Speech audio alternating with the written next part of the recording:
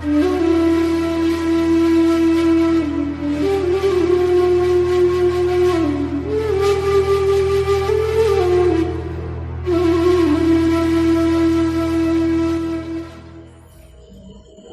betul-betul hatinya itu dibuka. Memang menerima sesuatu saudara yang baru itu hati itu mesti kerasa. Kalau jenengan nerima itu baru sekarang kerasa berapa, saya tuh 6 bulan tidak bisa terima. Karena apa? Kita sudah memasukkan sesuatu yang berulang-ulang dan dibawa terus mulai dari kecil sampai puluhan tahun, dan kita yakin itu kebenaran. Suatu saat ditunjukkan dalilnya, untuk menerima itu tidak bisa langsung.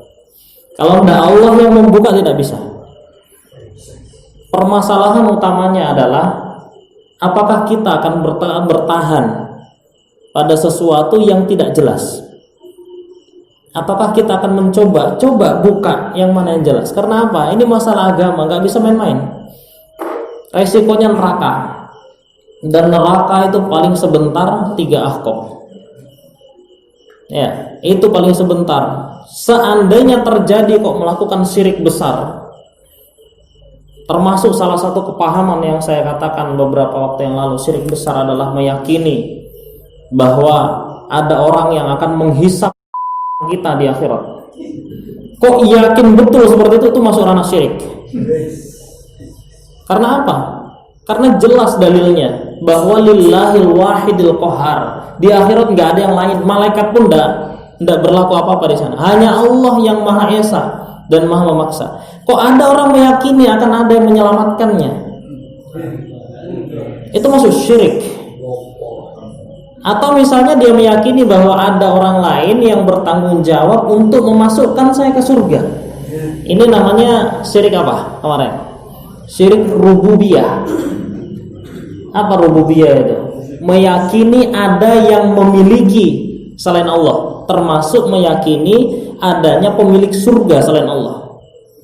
Jadi jenengan yang ngaji di sini itu lebih berat daripada waktu kita 30 tahun yang lalu. Kalau dulu ngaji leha-leha mesti surga. Ya, sekarang tidak bisa begitu. Meskipun jenengan ngaji di sini, surgamu urusan Allah. Tidak ada jaminan.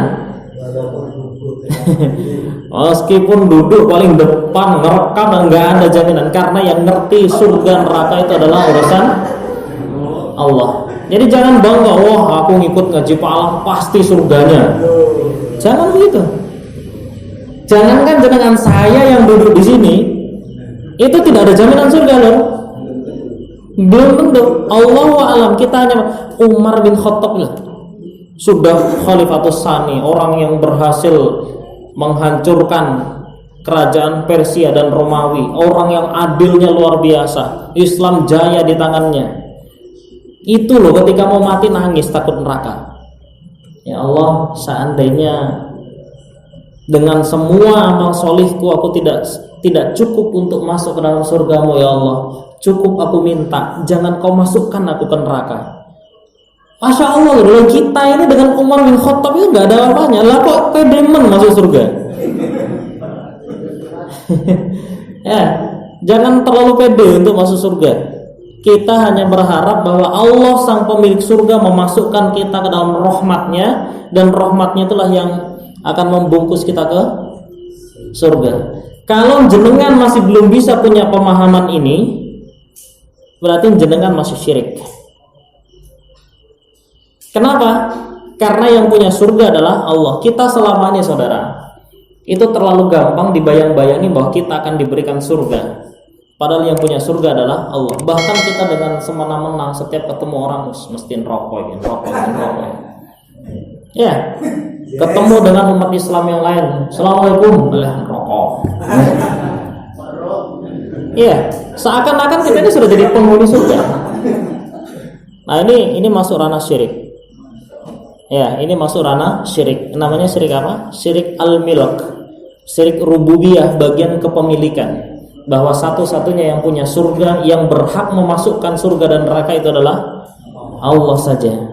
Kita berdoa mudah-mudahan Allah mengizinkan kita masuk ke dalam surganya, diselamatkan dari nerakanya. Jadi pahami ya?